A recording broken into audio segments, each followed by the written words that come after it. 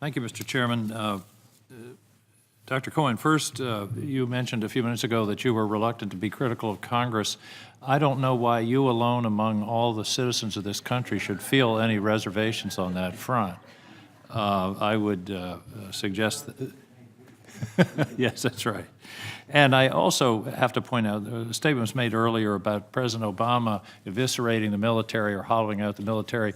Again, this was the budgets for the military come out of this body, and we impose limitations that the president's budgets reflected. So, again, I think we don't want to avoid responsibility for our role, either historically or on a going forward basis. The other point, it seems to me, probably one of the greatest challenges to civilian control of the military occurred in the election of 1864 when George McClellan, one of the leading generals of the Union Army, ran against the President of the United States.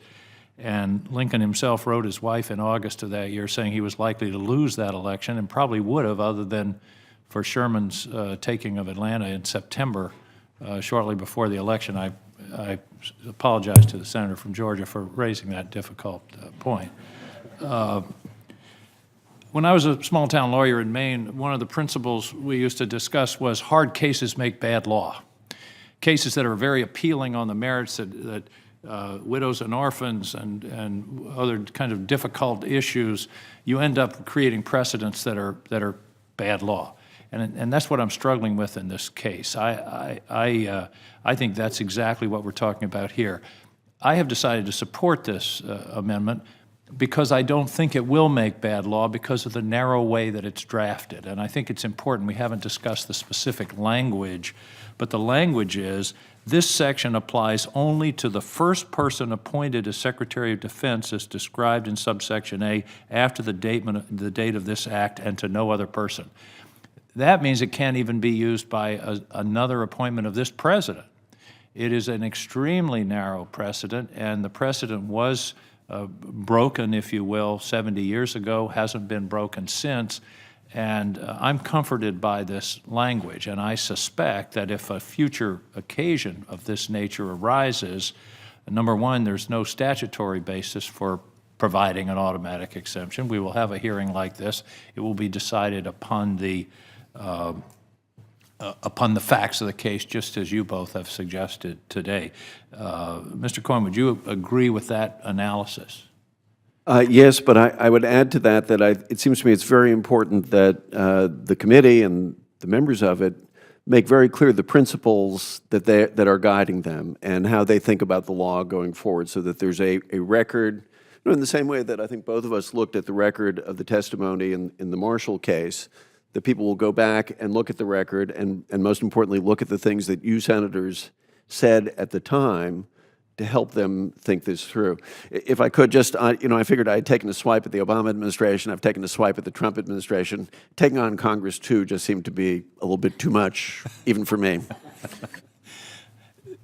The other subject that's come up today, which I think is important, is the danger of a development of a military caste. And I was discussing this recently with a high-ranking officer in charge of personnel who indicated that something over 80% of the current service members come from military bloodlines or from military families. And I think that is, and he said that's a dangerous situation because we don't want our military separated from the society. And when we made a decision about all volunteer service, that created a professional military. And I completely concur with the idea of broadening ROTC and broadening recruitment efforts so that we don't have a separate group that feels separated from the rest of the society, particularly the civilian government. Dr. Hicks, your thoughts? I completely agree with that. I'm from a military family myself. It is a way of life, and it can seem, I think, for those who haven't lived it, extraordinarily odd and nomadic in nature. And I think it's dangerous when we start to look at folks from military families as sort of a self-perpetuating cone of future military service and the rest of society going about its business differently. So I do think that's a danger. And it also makes it too easy for the rest of society, meaning presidents and Congresses, to talk about wars and deployment of troops if there's no widespread element of sacrifice. If I could, I think that's true, but I would also just caution that as you go forward with this, the military personnel bureaucracies will not be on your side. You know, the easiest, the most efficient thing from their point of view is go to those parts of the country or to those universities which have massive ROTC programs that they can bring in officers from. I mean, I've had these kinds of discussions with people.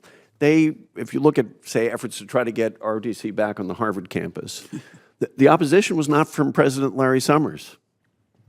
The opposition was actually from the United States Army. And I hate to say that, having been an Army officer at one time. But they just thought it was too much of a pain in the neck. We'd have to deal with the Harvard faculty, wouldn't be that high a yield of officers, blah, blah, blah. And completely missing this larger point of the connection, having a connection between people who wear the uniform and people who are going to end up in positions of leadership in other sectors of our society. Thank you. Thank you both for your excellent testimony. Thank you, Mr. Chairman.